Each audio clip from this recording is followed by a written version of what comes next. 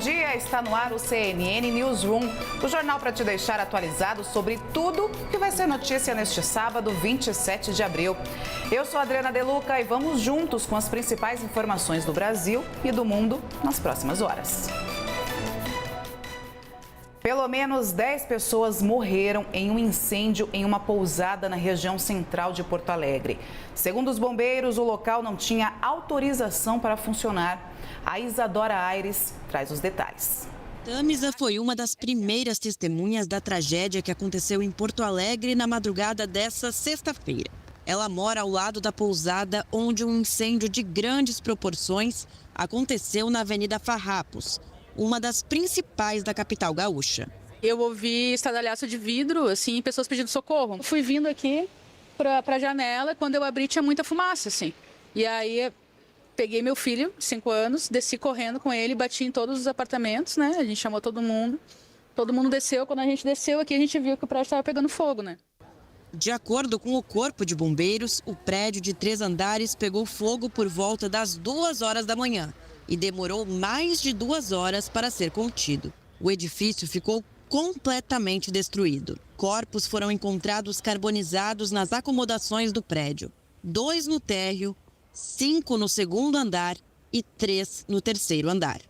O incêndio já estava se generalizando por toda a edificação, onde infelizmente se localizou os corpos de 10 vítimas deste trágico incêndio, né? Essa pousada, que fica na zona central da cidade de Porto Alegre, era utilizada principalmente por pessoas em vulnerabilidade social. O albergue foi, inclusive, vencedor de uma licitação municipal para abrigar pessoas em situação de rua. Dos 60 dormitórios disponíveis, 31 estavam sob domínio da prefeitura. De acordo com o Corpo de Bombeiros, o local não tinha alvará para funcionar. Em nota, os bombeiros detalham que o local não possuía alvará para atividade residencial, pousada ou hotelaria, mas que em 2019 houve a aprovação de um projeto para utilizar este espaço como escritório, cabendo ao proprietário, à época, executar as medidas de proteção contra incêndio e solicitar a vistoria ao Corpo de Bombeiros, o que não foi feito. A prefeitura, que mantinha um contrato para abrigar pessoas, contraria a versão dos bombeiros. Eles estavam conveniados com a Prefeitura de Porto Alegre na área socioassistencial, porque houve uma licitação pública, eles entregaram plenamente toda a documentação exigida pela lei de licitações, em total conformidade, e foram contratados. E se algum documento não tivesse em conformidade, inclusive, as demais entidades concorrentes inviabilizariam a licitação. O governador do Rio Grande do Sul, Eduardo Leite, disse que o caso consterna profundamente. Pelas redes sociais, o presidente Lula prestou solidariedade às vítimas. O estabelecimento acolhia pessoas em situação de vulnerabilidade na capital gaúcha. Minha solidariedade às famílias e aos amigos que perderam seus entes. Agora, a perícia trabalha para entender o que aconteceu. Precisamos saber se o foco do incêndio foi único, né, onde começou, isso aí é a perícia que vai explicar para nós, ou se foi múltiplo, é uma hipótese que não está descartada. Apenas nós ouvimos pessoas e ainda não temos isso como confirmado. Tudo indica neste momento que é culposo. Todos os fatos são de interesse da investigação. A Polícia Militar de São Paulo afastou os 2 agentes envolvidos em uma abordagem a um homem negro na zona norte da capital paulista na última terça-feira. A ação foi gravada e o vídeo viralizou nas redes sociais. A Suzana Busanello traz as informações.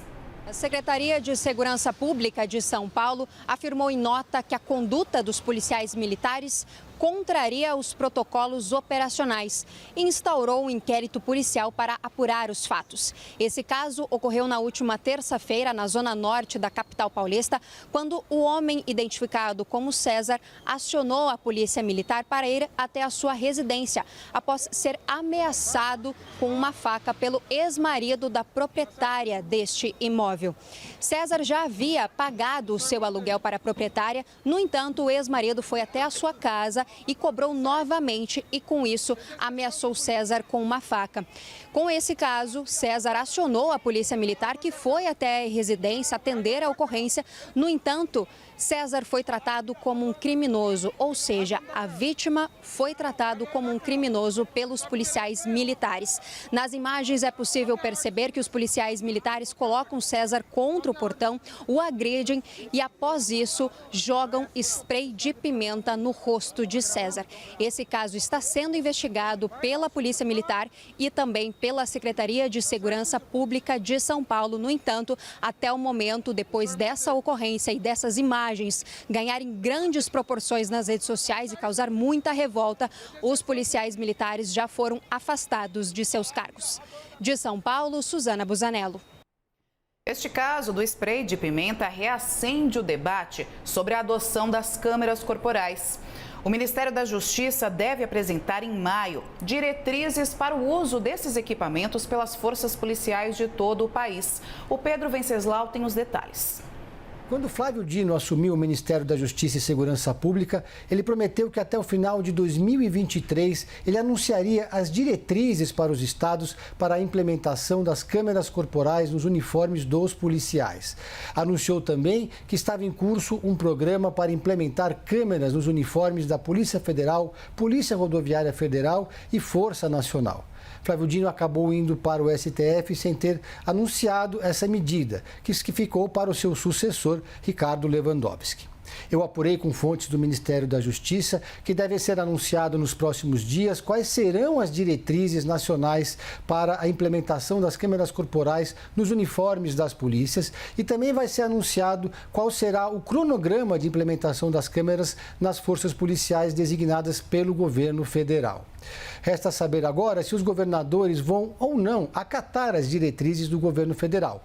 Em um evento recente do Grupo Esfera, o ministro Lewandowski defendeu a ideia de incluir no Plano Nacional de Segurança Pública na Constituição. Se isso acontecesse por meio de uma PEC, aí sim os governadores seriam obrigados a seguir as diretrizes do Ministério da Justiça. Mas, por enquanto, elas serão apenas uma sugestão. O que estamos assistindo recentemente é que vários governadores já estão tomando a iniciativa de ampliar os seus programas de câmeras corporais nos uniformes da PM, como acontece aqui no estado de São Paulo. Eu entrei em contato com a assessoria da Secretaria de Segurança Pública aqui de São Paulo. Eles me informaram que atualmente existem 10.125 câmeras corporais em ação nos uniformes dos policiais. Elas estão funcionando em 267 dos 510 batalhões da Polícia Militar que existem no estado. E segundo ainda o governo, está em curso um programa para adquirir mais 3.000 câmeras corporais. Esse número só não é maior, segundo o governo, por problemas de orçamento e de logística. E nos Estados Unidos, mais um caso de violência policial contra um homem negro. Frank Tyson, de 53 anos, morreu depois que um policial ajoelhou sobre as suas costas durante uma abordagem. Ele avisou que não estava conseguindo respirar. Os detalhes com a correspondente em Nova York, Mariana Jangiacomo. O vídeo gravado pela câmera no uniforme de um dos policiais mostra o momento em que Frank Tyson diz que não está conseguindo respirar. Os policiais respondem dizendo que ele está bem. Um até manda o homem calar a boca.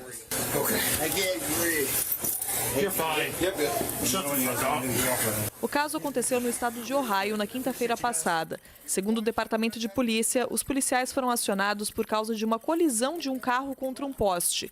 Ao chegar no local, teriam visto o poste caído e o carro vazio, com a porta do motorista aberta. Testemunhas disseram quem seria o homem que estava dirigindo e levaram os policiais até Frank Tyson. As imagens mostram ele gritando com os policiais e sendo colocado no chão. 2 policiais envolvidos na abordagem foram colocados em licença administrativa.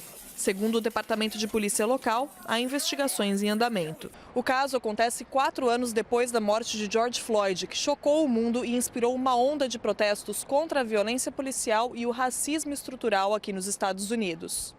Depois da morte de Floyd, pelo menos metade dos estados americanos adotaram algum tipo de reforma nas polícias locais. Algumas das medidas adotadas foram a obrigatoriedade de câmeras nos uniformes dos policiais e a proibição de manobras de sufocamento, entre outras técnicas de abordagem. De Nova York, Mariana Jangiacomo. Ainda nos Estados Unidos, policiais usaram um taser contra um manifestante pró-Palestina durante ato em uma universidade de Atlanta. Um vídeo mostra o momento da ação dos agentes que tentam prender o homem. As imagens mostram o rapaz já no chão, enquanto 3 policiais tentam algemá-lo. Testemunhas relataram que a polícia tem utilizado gás lacrimogênio e balas de borracha para dispersar os manifestantes. De acordo com as autoridades, 28 pessoas foram presas no campus de Atlanta. Manifestações contra a guerra em Gaza tomaram universidades nos Estados Unidos na última semana. Cerca de 550 pessoas foram presas em todo o país durante os protestos, segundo contagem da agência Reuters. Esses protestos pró-Palestina chegaram também na Europa. Em Paris, estudantes bloquearam acesso a uma das universidades mais prestigiadas da França, exigindo que a instituição condene os ataques de Israel em Gaza. A correspondente Priscila Yasbeck acompanhou os atos por lá em Paris. Os manifestantes se reuniram em apoio a um grupo de estudantes que acampava dentro de uma das unidades da renomada universidade francesa Sciences Po. Cartazes pendurados nas paredes pediam justiça aos palestinos e o corte de laços com universidades de Israel. Cantando, os manifestantes também defendiam a libertação da Palestina e adaptaram o famoso grito de torcida francês dizendo: "Estamos aqui, mesmo se a Sciences Po não quiser, estamos aqui, pela honra dos palestinos e todos os que foram assassinados."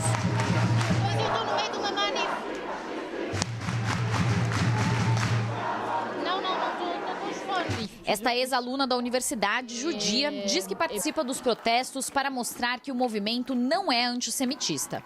Parce que c'est très important de montrer que les manifestations pro-palestiniennes, elles sont pas antisémites. Ils sont là pour défendre les Palestiniens, ils sont pas là pour dire quelque chose contre les Juifs. Nous, on fait partie du mouvement, on est toujours accueillis à bras ouverts. Et puis aussi pour montrer qu'on n'est pas d'accord avec l'instrumentalisation de l'antisémitisme. Houve um princípio de tensão quando um grupo de extrema-direita tentou se aproximar dos manifestantes, mas a polícia isolou os dois grupos. O protesto começou com estudantes da Sciences Po que acampavam dentro do campus, mas a manifestação ganhou força e estudantes de outras universidades, além de manifestantes pró-Palestina, se juntaram para protestar contra a ofensiva de Israel em Gaza. Há 2 semanas, ativistas pró-Gaza invadiram um dos anfiteatros da faculdade e bloquearam a entrada de uma aluna da União dos Estudantes Judeus da França. A faculdade abriu um processo administrativo sobre o incidente e até o primeiro-ministro francês Gabriel Attal, ex-aluno da Sciences Po, se envolveu. Esse foi o início do protesto. Alunos alegam que manifestações pró-Israel não levaram à abertura de procedimentos administrativos e dizem que a interferência de Attal foi exagerada.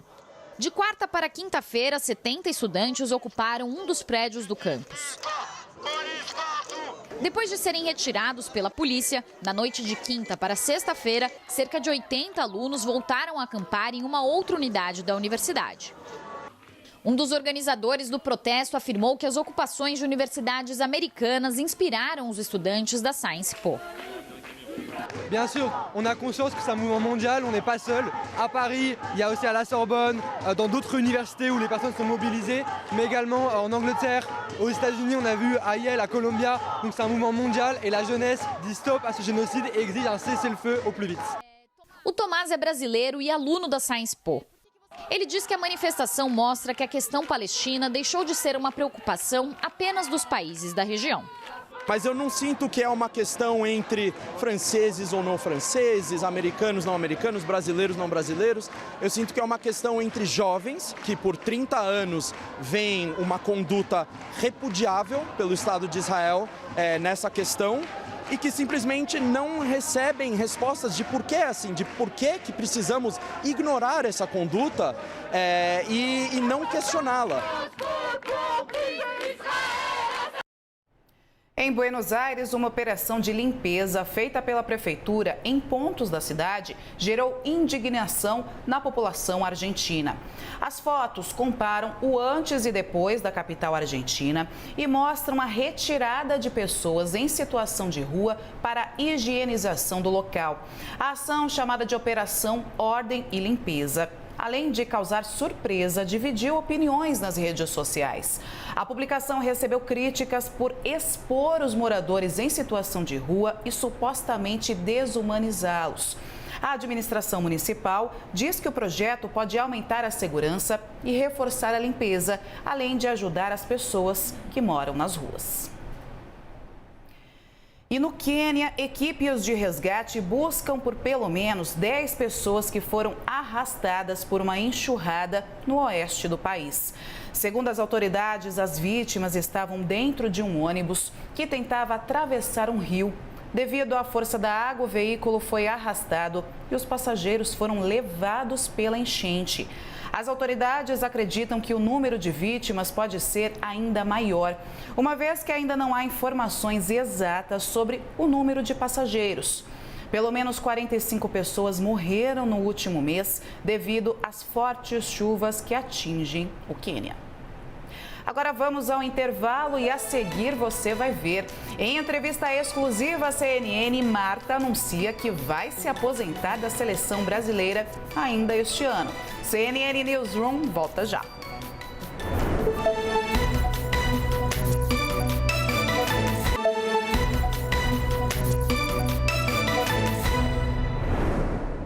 A equipe da CNN visitou o arquipélago de Marajó, no extremo norte do Pará, onde crianças trabalham subindo em árvores de mais de 20 metros de altura para colher açaí. Desde pequenos, os meninos da comunidade da Fazendinha precisam trabalhar para ajudar a sustentar a família. Vamos conferir a reportagem especial de Júlia Vargas Jones, repórter da CNN Internacional. O céu ainda está escuro às margens do rio Amazonas. Mas os meninos da comunidade da Fazendinha já começam a se preparar para um longo dia de trabalho. Eles não levam muita coisa: facões, sacolas de lona e uma muda de roupa. Mas antes, eles precisam atravessar um dos maiores rios do mundo com apenas um barquinho, a tradicional catraia. Desviar dos navios de carga no meio da escuridão. Dentro do barco, o cheiro de combustível é nauseante, mas Lucas, aos 13 anos, ainda está despertando. Além de ir para a escola, há 2 anos ele colhe açaí com seu irmão mais velho, ajudando a alimentar os outros 7.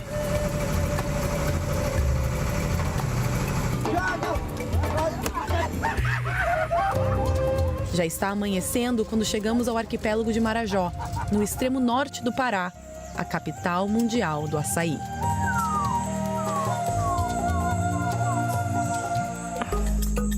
A fruta foi eternizada como guardiã do povo do norte do país na música popular brasileira. Aqueles que sabem colhê-la dizem nunca passarão fome. Mais de 90% da produção nacional vem do Pará. De 2012 a 2022, a exportação de açaí daqui cresceu mais de 21.000%.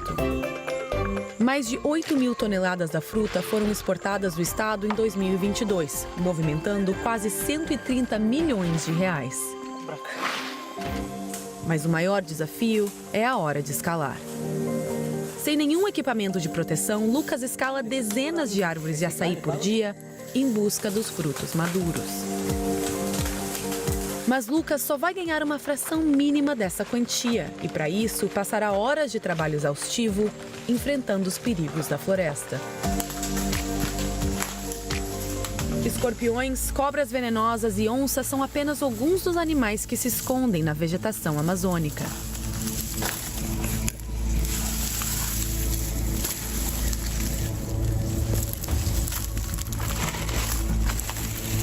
Nesta área da floresta, eles estão completamente isolados. Não há sinal de telefone e aqui só se chega de barco. Por isso, pode levar horas ou dias até o socorro chegar. São muitos os relatos de quedas na colheita do açaí. Alguns trabalhadores nunca voltaram a andar, ou pior. Parece que foi a primeira vez que você subiu no açaí. Primeira vez? No lugar? Primeira vez, com que idade você tinha? 11 anos. O que você faz com o seu dinheiro? Eu dou pra minha mãe e ela me dá também. Você ganha de volta uma mesada dela. O que você compra com o seu dinheiro? Eu comprei meu material.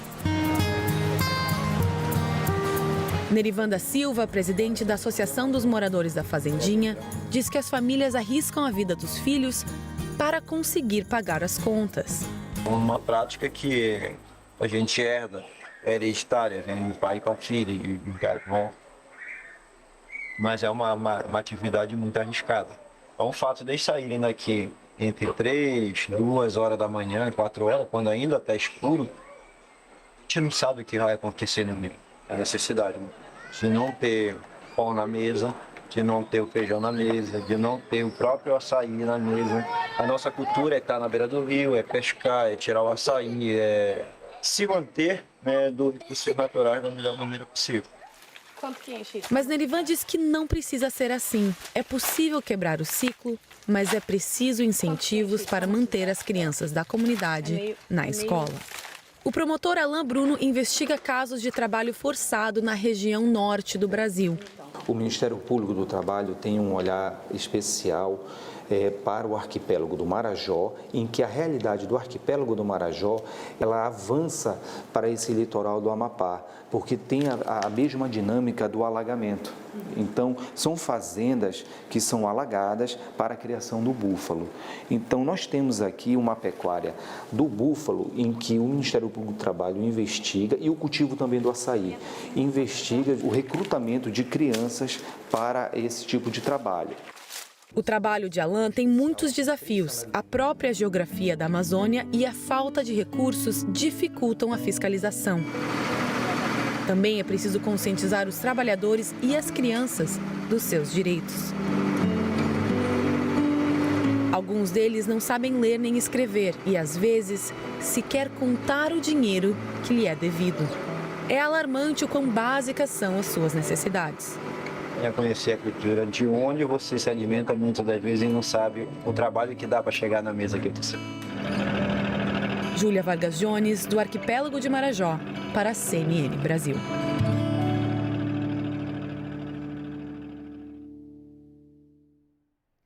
E um levantamento divulgado pelo IBGE revela que a fome esteve presente em mais de 3 milhões de lares brasileiros no ano passado. As regiões Norte e Nordeste foram as mais afetadas, segundo o Instituto. A reportagem é de Camila Tícia. A insegurança alimentar não é apenas não ter o que comer, é não ter acesso a alimentos nutritivos e saudáveis ou em quantidade essencial para garantir uma vida digna. No ano passado, a fome esteve presente em mais de 3 milhões de residências brasileiras, afetando mais de 20 milhões de pessoas sem acesso adequado à comida, segundo o IBGE. Casas com crianças e adolescentes acabam sofrendo ainda mais, assim como residências com maior número de moradores. As regiões Norte e Nordeste foram as que apresentaram os maiores índices entre os meses de outubro e dezembro. A escala brasileira aponta, por exemplo, que a insegurança alimentar tem 4 níveis e a mais grave é definida quando a fome afeta a todos da casa e até mesmo as crianças da moradia não são alimentadas corretamente. Esse quadro atingiu quase 9 milhões de pessoas. Entre 2004 e 2013, o índice de insegurança alimentar grave nos domicílios brasileiros passou de 6,9% para 3,2%. A situação voltou a piorar em 2018, quando o IBGE identificou a condição em 4,6% dos lares. No ano passado, o patamar recuou para 4,1%. Ainda segundo o IBGE, a insegurança alimentar moderada atinge quase 12 milhões de brasileiros. Esse cenário é caracterizado pela redução na quantidade de alimentos entre os adultos, ou então piora os padrões de uma alimentação adequada pela falta de comida. O levantamento mostrou também que outros 43 milhões e meio de brasileiros demonstraram preocupação quanto a ter acesso suficiente aos alimentos. É a insegurança alimentar leve. O indivíduo comeu agora, mas não sabe se voltará a comer daqui a pouco ou amanhã. E a fome, ela não espera. Por isso, traçar o enfrentamento dela no país é uma questão urgente. Segundo uma apuração da Larissa Rodrigues e da Jussara Soares, o Ministério da Educação pretende homologar a decisão tomada pelo Conselho Nacional da Educação, que determina que os cursos de ensino à distância, de licenciatura e pedagogia, que formam professores, tenham pelo menos 50% de aulas presenciais. A Jussara traz os detalhes para a gente. O Ministério da Educação pretende homologar a decisão tomada pelo Conselho Nacional da Educação sobre o ensino à distância. A decisão obriga que 50% da carga horária seja presencial nos cursos de licenciatura e pedagogia. As instituições de ensino afirmam que a obrigatoriedade de ter metade da carga horária presencial impedirá a formação de professores. As universidades alegam ainda que a medida prejudica alunos de baixa renda e moradores de cidades pequenas. Diante dessa resistência, o MEC admite a possibilidade de existir uma espécie de transição. Assim, as instituições de ensino não seriam obrigadas a fazer a mudança imediatamente. Já as universidades com ensino à distância querem convencer o MEC a considerar como aulas presenciais quando o aluno está à distância, mas assiste ao conteúdo do professor ao vivo. Assim, a presença poderia ser checada e as dúvidas serem tiradas em tempo real. Para o MEC, é preciso colocar um freio de arrumação na educação à distância e melhorar a qualidade de formação de professores. E a prévia da inflação acelerou 0,21% em abril, puxado pela alta nos preços dos alimentos. O Fernando Nakagawa analisa esse resultado para a gente. Pessoal, a prévia da inflação de abril, que foi divulgada nesta sexta-feira, mostra preços em desaceleração. Uma ótima notícia para o consumidor e também para o Banco Central, que precisa acompanhar a inflação para decidir se continua cortando os juros. Em abril, a prévia do IPCA, o IPCA 15, ficou em 0,21%. A expectativa dos economistas era de uma alta perto de 0,30%. E na tela você percebe que há uma clara desaceleração, porque a inflação de março era maior e a inflação de abril do ano passado, um ano antes, era bem maior, quase 3 vezes maior do que essa registrada agora em abril de 2024. Em 12 meses, a gente tem uma alta acumulada de 3,77%. Entre os grupos principais que compõem o IPCA 15, os alimentos e as bebidas tiveram uma alta que gerou o maior peso dentro do índice, uma alta de 0,61%. E aí eu destaco alguns dos itens que mais subiram. Tomate subiu mais de 17%, o alho e a cebola, fazer tempero, ficou 11% mais caro, porque os dois itens subiram 11%. Muitos itens da cozinha do brasileiro e das brasileiras têm sofrido com o clima. O clima maluco tem afetado a plantação em vários cultivos, em várias culturas. Isso faz com que os preços subam. Entre os outros itens da inflação, a saúde subiu 0,78%. Nas últimas semanas foi autorizado o aumento de 4,5% nos remédios. Isso já está chegando às farmácias. A habitação teve uma ligeira alta, e aí um ponto interessante é que a água, o serviço de água e esgoto em Goiânia teve uma alta, teve um reajuste anual, e isso acabou impactando a inflação no Brasil inteiro. E para terminar, os transportes tiveram uma queda de 0,5%. Neste caso, é uma boa notícia, preço em queda é bom para o consumidor. Especialmente, isso foi gerado especialmente pela cidade do Recife.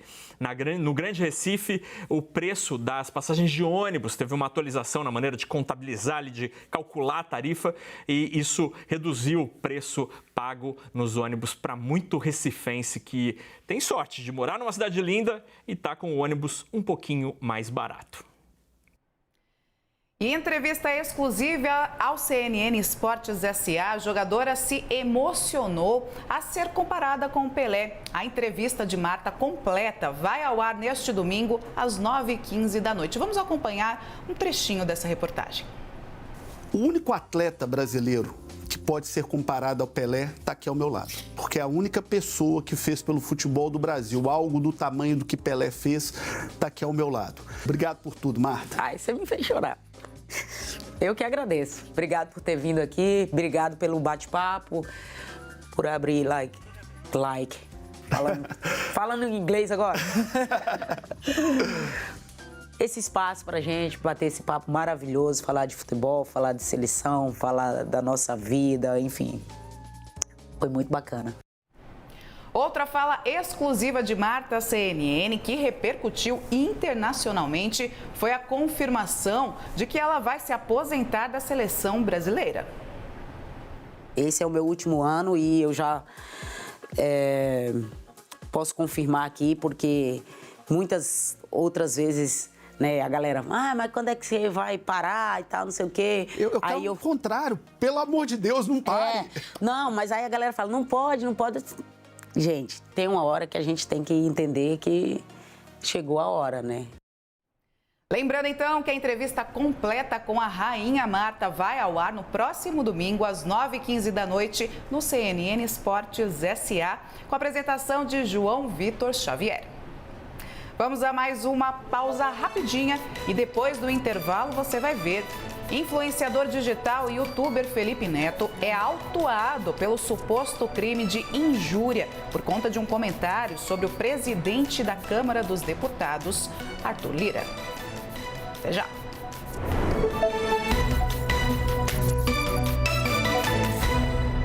O que dá pra fazer com tudo que a Cepera inventa? Qualidade, novidade, criatividade, sabor pra todos os paladares. Do mais simples ao mais refinado. Vem com Cepera pra reinventar. Cepera, pra trazer mais sabor. Cepera, lanches e refeição. Cepera, agrada o paladar. A gente inventa, você reinventa. Reinvente o sabor, reinvente seus pratos, reinvente seu dia com a linha de produtos Cepera. Dengue é assunto sério. Os números não param de crescer. Todos nós temos a responsabilidade de combater o mosquito e reduzir esses números tão preocupantes. A CNN entra na luta para prevenir essa doença. E a principal ferramenta você encontra aqui com a gente. A informação, com boletins da programação e conteúdos exclusivos em nossas plataformas. Juntos contra a dengue. Uma ação da CNN Brasil. Dia das Mães, claro! Compre um Samsung Galaxy A55 com 5G+, e leve um Samsung Galaxy A15 com 5G+, por R$ 799. Corre para aproveitar!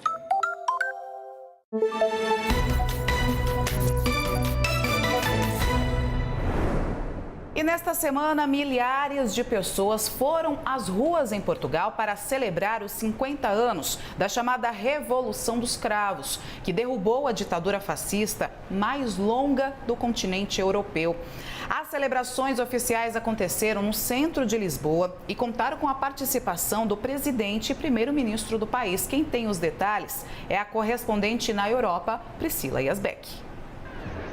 Milhares de pessoas foram às ruas de Portugal comemorar o aniversário de 50 anos da Revolução dos Cravos. As celebrações começaram logo cedo na Praça do Comércio, em Lisboa. Navios da Marinha ficaram ancorados na beira do Rio Tejo, enquanto veículos militares e mais de 400 soldados desfilavam e caças da Força Aérea rasgavam o céu. O presidente Marcelo Rebelo de Sousa e o primeiro-ministro Luís Montenegro, que venceu as eleições portuguesas em março passado, participaram das comemorações. A Revolução dos Cravos derrubou a ditadura fascista mais longa da Europa e deu início ao período de democracia. Antônio de Oliveira Salazar governou Portugal de 1933 a 1968. Mas o regime durou mais 6 anos com seu sucessor Marcelo Caetano e acabou em 25 de abril de 1974. A revolução foi liderada por um grupo de jovens de baixa patente do exército que defendiam a democracia e o fim das longas guerras contra os movimentos de independência nas colônias africanas de Angola, Moçambique e Guiné-Bissau. Eles não queriam mais que jovens recrutas morressem nos conflitos que consideravam injustos e invencíveis. O grupo, depois consagrado como Capitães de Abril, colocava cravos nos canos das armas, por isso o nome do movimento. Além de derrubar a ditadura salazarista e instituir o regime democrático em Portugal, a revolução iniciou um movimento de rápida descolonização, encerrando mais de 5 séculos de imperialismo português na África. Mesmo que a maioria dos portugueses apoie a democracia e comemore a Revolução dos Cravos neste 25 de abril, especialistas observam que há um elefante na sala nas celebrações deste ano: o aumento do apoio aos partidos de extrema-direita e com um discurso anti-imigração em Portugal. Um estudo do Instituto de Ciências Sociais da Universidade de Lisboa e do Instituto Universitário de Lisboa, divulgado na semana passada, revelou que 23% dos portugueses consideram que, se os atuais líderes políticos seguissem os ideais de Salazar, Portugal poderia recuperar a sua grandeza. O principal representante da extrema-direita no país hoje é o Partido Chega, liderado por André Ventura. A sigla usa frequentemente o lema de Salazar, Deus, Pátria e Família, ao qual acrescentou a palavra trabalho. Nas últimas eleições, em março, o Chega quadruplicou o número de assentos na Assembleia Nacional para 50. A coalizão de centro-direita Aliança Democrática, liderada por Luiz Montenegro, venceu, mas não obteve maioria, o que confere uma frágil governabilidade.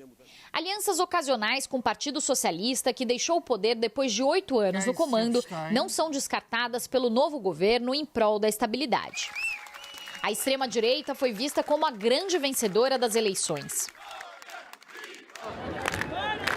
Mas o aniversário de 50 anos da Revolução dos Cravos evidencia a forte rejeição dos portugueses ao salazarismo e às ideias antidemocráticas, mesmo que elas ressurjam de tempos em tempos com novas roupagens.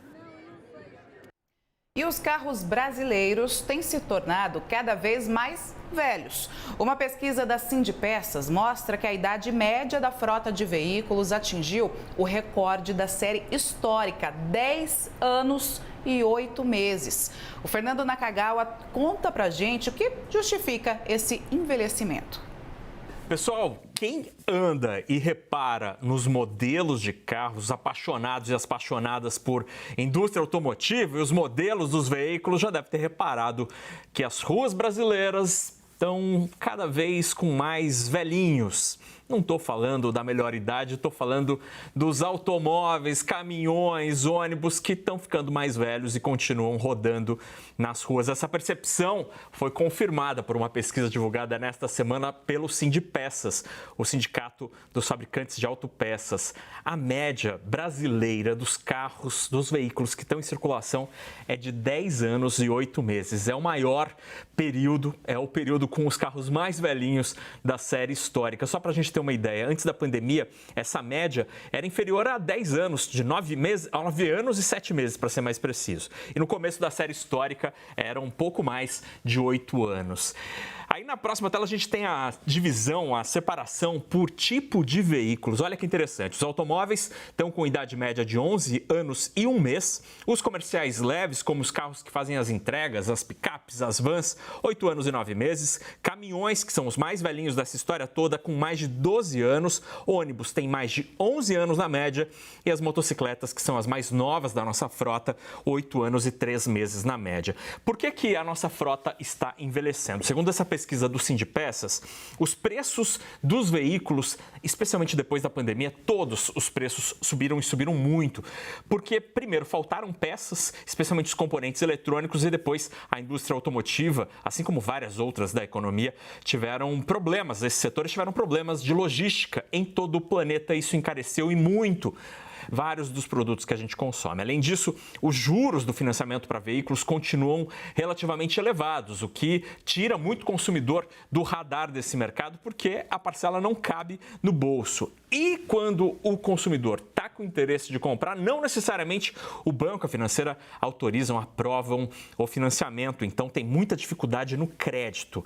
Além disso, a inadimplência continua sendo um tema de preocupação para os bancos e para as financeiras. O fato fato é que o governo tem tentado incentivar a indústria automotiva. A gente teve algumas iniciativas desde o início deste governo, mas ainda não foi suficiente para, de fato, começar uma mudança na trajetória e a nossa frota continua envelhecendo. É uma má notícia, especialmente para o meio ambiente, porque os carros mais velhos poluem mais. Tem um segmento que deve estar feliz nessa história toda, que são os mecânicos, porque carro velho, infelizmente, dá problema. Mesmo. O influenciador digital e youtuber Felipe Neto foi autuado pelo suposto crime de injúria por conta de um comentário sobre o presidente da Câmara dos Deputados, Arthur Lira. No início da semana, Felipe Neto se referiu a Lira como excrementíssimo durante uma participação virtual num simpósio sobre regulação de plataformas digitais promovido pela Câmara. Lira, então, enviou um ofício à Polícia Legislativa afirmando que chegou ao conhecimento dele que Felipe Neto proferiu expressões injuriosas e determinou a adoção das providências cabíveis. O influenciador digital se pronunciou no X, o antigo Twitter. Ao saber que Lira havia acionado a Polícia Legislativa, ele disse que, ao fazer o comentário, teve a intenção de fazer piada com a palavra excelentíssimo, uma opinião satírica, jocosa e abre aspas, evidentemente sem intenção de ofensa à honra, fecha aspas. Agentes da Polícia Federal e do FBI ouviram o ex-ajudante de ordens de Jair Bolsonaro, o tenente-coronel Mauro Cid, sobre o suposto esquema de venda de joias no exterior. A Jussara Soares conta os detalhes. O tenente-coronel Mauro Cid, ex-ajudante de ordens de Jair Bolsonaro, prestou depoimento à Polícia Federal e ao FBI nesta sexta-feira. Por quase 2h30, ele falou aos investigadores por videoconferência. O militar foi questionado sobre as joias sauditas recebidas de presente pelo governo brasileiro e depois vendidas nos Estados Unidos. No depoimento, Mauro Cid deu detalhes sobre horários, endereços e dias da operação do resgate das joias. Segundo a apuração do produtor Eli Jonas Maia, Cid, que tem um acordo de delação premiada, respondeu a todas as perguntas. Uma equipe da Polícia Federal está nos Estados Unidos para colher provas sobre o caso das joias e também da fraude dos cartões de vacina. O ex-ajudante de ordens está preso desde o dia 22 de março, após vazar áudios em que ele criticava a investigação e o ministro Alexandre de Moraes do Supremo Tribunal Federal. Nesta semana, a defesa de Mauro Cid pediu a Alexandre de Moraes a liberdade provisória para o militar.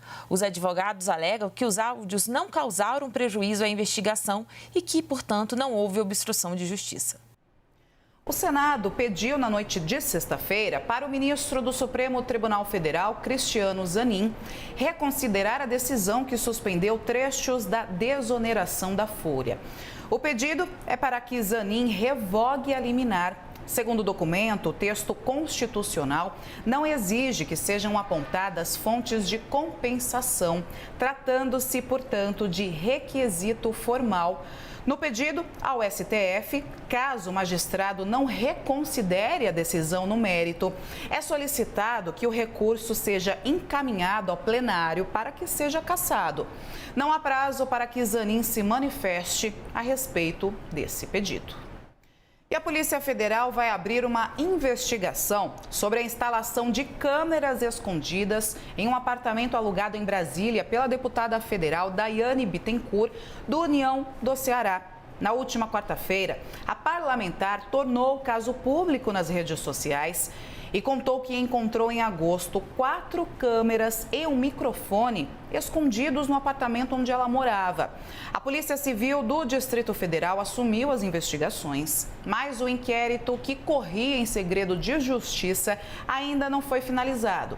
Os equipamentos estavam camuflados por disparadores de água e sensores de fumaça. Foram identificadas 4 câmeras espiãs, microfones, cabos de internet e um aparelho gravador DVR, um aparelho de modem. A CNN conversou com a deputada Daiane Bittencourt, que condenou a exposição da intimidade dela. Vamos ouvir. Foram encontradas 4 câmeras, uma das câmeras continha um microfone, uma das câmeras estava no banheiro, outra em cima da cama.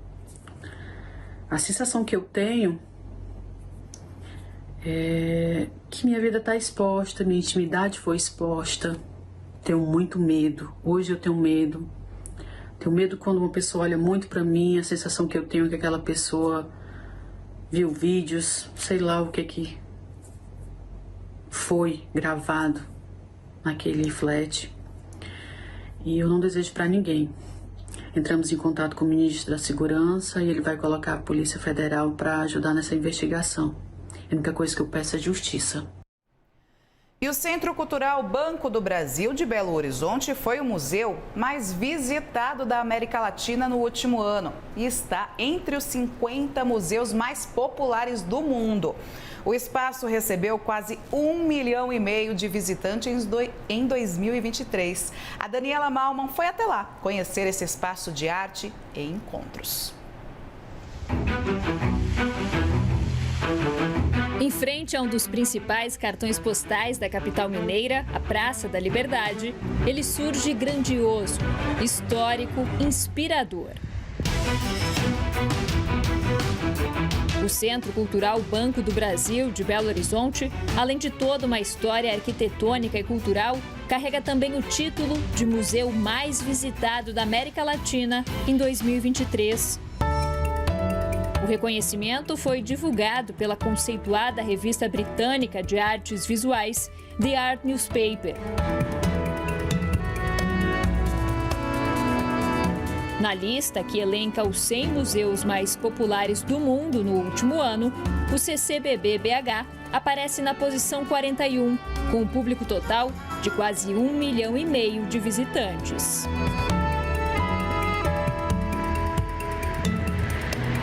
Esse ranking existe desde 1996. A Art Newspaper apura essa visitação em nível mundial. Então a gente sabia que realmente a gente estava ali retomando uma visitação de patamares pré-pandemia, mas nunca a gente imaginou que a gente ia ser o museu mais visitado da América Latina no passado.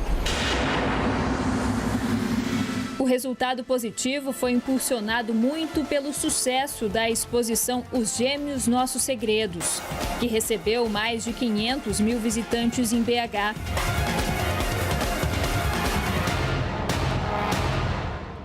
E também pela mostra Estúdio Drift Vida em Coisas, sendo esta a 4ª exposição mais popular de toda a história do CCBB-BH, totalizando mais de 256 mil visitantes. Eu acho que hoje o CCBB Belo Horizonte, a gente pode, sem falsa modéstia, assim, nos colocar como uma referência mesmo. Acho que a gente movimentou o cenário cultural de Belo Horizonte, a economia criativa da cidade. Em 2024, o museu tem atraído visitantes com a exposição Ruídos, de Berna Reale, que apresenta um recorte para impactar o público e denunciar a violência contra os grupos sociais mais vulneráveis, em especial as mulheres. Desde a sua inauguração há mais de 10 anos, o CCBB aqui de Belo Horizonte vem se destacando com uma programação diversificada e contínua, que vai desde riquíssimas exposições e que se estende também para a dança, para o canto, para o teatro e performances, além de todo esse espaço de lazer e confraternização, o que torna o Centro Cultural Banco do Brasil aqui de Belo Horizonte um dos principais equipamentos de cultura de todo o país.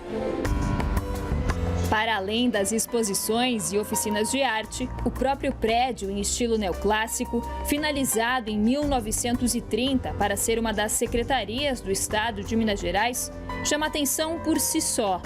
Os vitrais coloridos, as escadarias históricas, uma arquitetura rica em detalhes e com histórias por todos os cantos. Viemos para cá para ficar um dia, dois aqui, um dia e meio aqui, e daí voltamos aqui no museu, né, no CBB, para fazer mais esta visitação. É o point que não dá para perder em BH. Vale a pena? Vale muito a pena. Para quem mora na capital, o museu faz parte da programação. Todas as mostras e exposições são gratuitas. Esse é um espaço hoje, que é um espaço que abriga todas as pessoas para poder, nessa construção de conhecimento e cultural, a gente poder se formar enquanto sociedade e talvez não reproduzir questões do passado ou produzir novas questões, de modo que a sociedade seja mais aberta para todo mundo, né?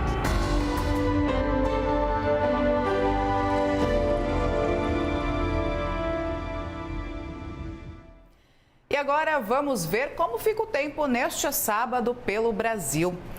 O sul do país tem previsão da chegada de uma frente fria ao longo do fim de semana. Porto Alegre tem previsão de chuva ao longo de todo o dia, mas antes a temperatura chega aos 30 graus. Em Florianópolis e Curitiba, máximas de 28 graus. Nessas capitais, a chuva deve chegar no domingo. No Sudeste, a onda de calor deixa as temperaturas acima da média para essa época do ano. Em São Paulo, os termômetros vão dos 18 aos 32 graus. Rio de Janeiro, a máxima deve ser de 33. E Belo Horizonte, temperaturas variando dos 18 aos 29 graus. Não há previsão de chuva para nenhuma dessas capitais.